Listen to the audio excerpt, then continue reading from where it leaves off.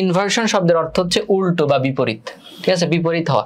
এখন কথা হচ্ছে ইনভার্সন বা সেন্টেন্সের এই স্ট্রাকচার কখন উল্টে যাবে এটা তোমাদের শিখতে হবে। এটা হচ্ছে অ্যাডমিশনের পড়া। তুমি যে ইউনিভার্সিটিতে পরীক্ষা দাও কোনো না কোনোটা আসতে পারে, তুমি যে ইউনিটে পরীক্ষা দাও আসতে পারে, সমস্যা নেই। সো এটা একটু শিখাই দিব জাস্ট, হ্যাঁ, এটা না পড়ালেও আমি পারতাম, তারপরে একটু বিস্তারিত পড়াই দিই, এটা আমার নিজেরই লেখা সবকিছুই।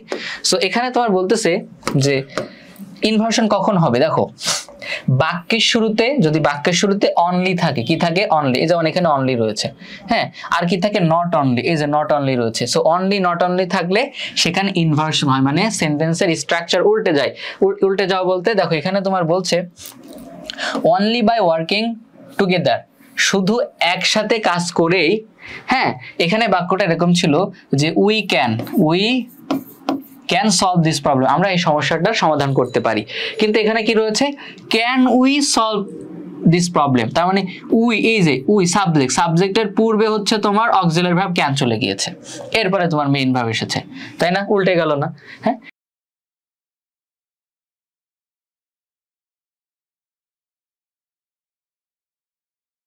কি কারণে উল্টালে? এই অনলির কারণে, অনলিটা শুরুতে এসেছে বাক্যে, ইনভার্সন করতে হবে এখানে। ইনভার্সন কেন করা হয়? ইনভার্সন হচ্ছে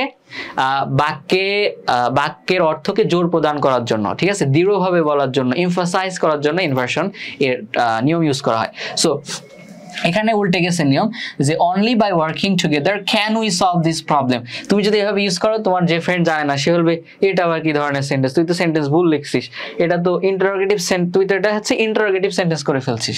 হ্যাঁ, কিন্তু এটা কিন্তু ইন্টারোগেটিভ সেন্টেন্স না, অর্থ কিন্তু অ্যাসার্টিভ সেন্টেন্সের মতোই হবে, অর্থ এরকমই হবে, শুধুমাত্র একত্রে কাজ করেই আমরা এই সমস্যাটার সমাধান করতে পারি, যদিও এটা ইন্টারোগেটিভ সেন্টেন্সের স্ট্রাকচার, ঠিক আছে, স্ট্রাকচার হয়ে গিয়েছে।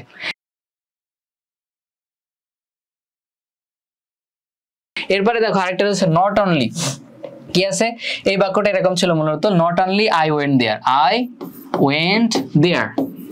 ইনভার্সন করার ক্ষেত্রে এই যে ওয়েন্ট হচ্ছে ভার্বের 2 নম্বর ফর্ম, তাই না, ভার্বের 2 নম্বর ফর্ম, ইনভার্সন ওয়েন্ট ভার্বের 2 নম্বর ফর্ম। সো আমাদের হচ্ছে কি সাবজেক্টের আগে একটা অক্সিলারি কি বলে, সাবজেক্টের আগে ইন্টারোগেটিভ সেন্টেন্সে কি করতে একটা অক্সিলারি ভার্ব আনতে হয় না। সো ওয়েন্টের পরিবর্তে কি হবে, এখানে ডিড হবে, ডিড হলো, এরপর হচ্ছে যেহেতু এখানে ভার্বের 2 নম্বর ফর্ম ব্যবহার করে ফেলেছি, ডু এর ভার্বের 2 নম্বর ফর্ম হচ্ছে তোমার ডিড, ভার্বের 2 নম্বর ফর্ম ব্যবহার করেছি, তো এখানে ওয়েন্টের পরিবর্তে গো হয়েছে, ভার্বের 1 নম্বর ফর্ম হয়েছে দেয়ার। সো নরমালি এটা পাস্ট সেন্টেন্সই, নরমালি ইনভার্সনের যে নিয়মটা এটা হয় সেন্টেন্স অ্যাসার্টিভ থাকে, বাট সেন্টেন্সের স্ট্রাকচারটা ইন্টারোগেটিভ সেন্টেন্সের মতো হয়ে যায়, ঠিক আছে। Not only did I go there, শুধুমাত্র আমি সেখানে যাইনি, মানে একটা এমফাসাইজ করতেছে।